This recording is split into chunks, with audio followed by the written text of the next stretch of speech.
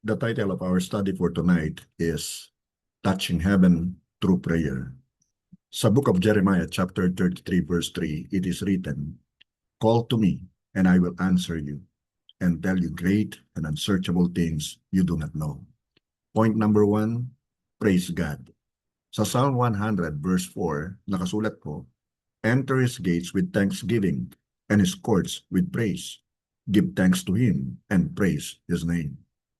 Pasimulan mo ang prayer sa pagbibigay ng papuri at pagsamba sa Diyos. Kilalanin mo ang kanyang kadakilaan, ang kanyang kabutihan at katapatan. Praise shifts our focus mula sa ating mga problema patungo sa kadakilaan ng Diyos. Point number 2, repent of sin. Sa 1 John chapter 1 verse 9, mababasa po natin, "If we confess our sins, He is faithful and just and will forgive us our sins and purify us from all unrighteousness." Kabilang sa prayer ang pagsisiyasat sa ating puso sa harap ng Diyos. Kasama rin sa prayer ang pagpapahayag at paghingi ng tawad sa ating mga kasalanan. Ang malinis na puso ay nagpapatibay sa ating buhay, panalangin at relasyon sa Diyos.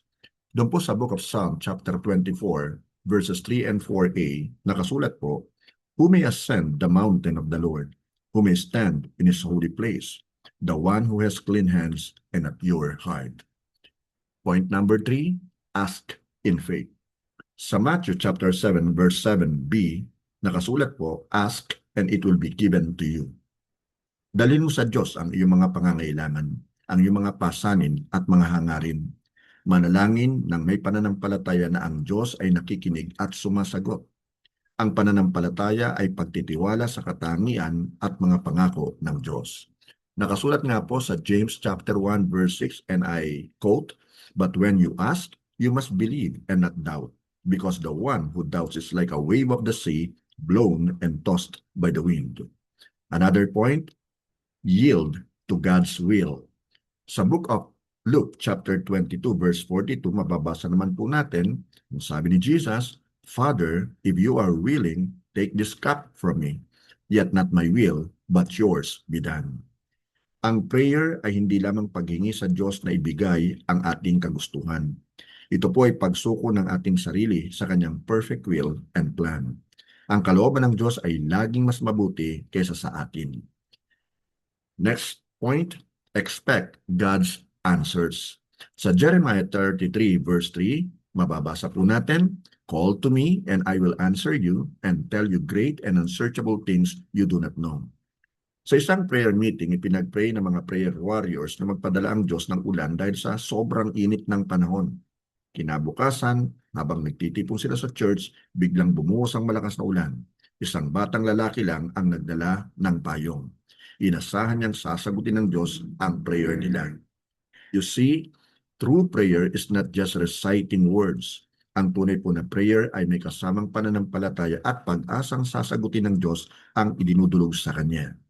Doon po sa Mark 11:24, it is written, "Therefore I tell you, whatever you ask for in prayer, believe that you have received it and it will be yours." So pray with anticipation.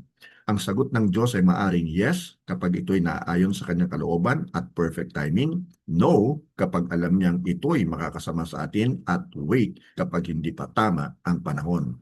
Asahan mong kikilos ang Diyos sa kanyang perfect timing. Last point, remain persistent. Sa Luke 18:1, nakasulat po, "Then Jesus told His disciples a parable to show them that they should always pray and not give up." Huwag kang tumigil sa pagpipray. Ang sabi ni Paul sa book of 1 Thessalonians chapter 5 verse 17, "Never stop praying." Ang matyagang panalangin ay nagpapakita ng pananampalataya at pag-asa sa Diyos. Ang mga dakilang tagumpay ay madalas na dumarating pagkatapos ng tuloy-tuloy na pananalangin. Daniel continued to pray for 21 days until he got God's answers. When God's people pray, hearts change, circumstances change, lives are transformed. Kapatid, inaanyayahan ka ngayon ng Diyos na tumawag sa Kanya at sasagutin Kanya. Ano man ang pasanin mo, dalhin mo ito sa Diyos in prayer. Then, trust Him to work nang naaayon sa Kanyang perfect will and timing.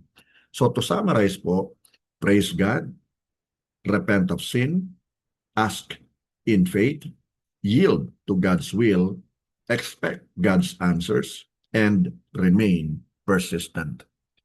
Nawa po may natutunan po tayo sa atin pong maikling pag-aaral. God bless us all, and to God be all the glory.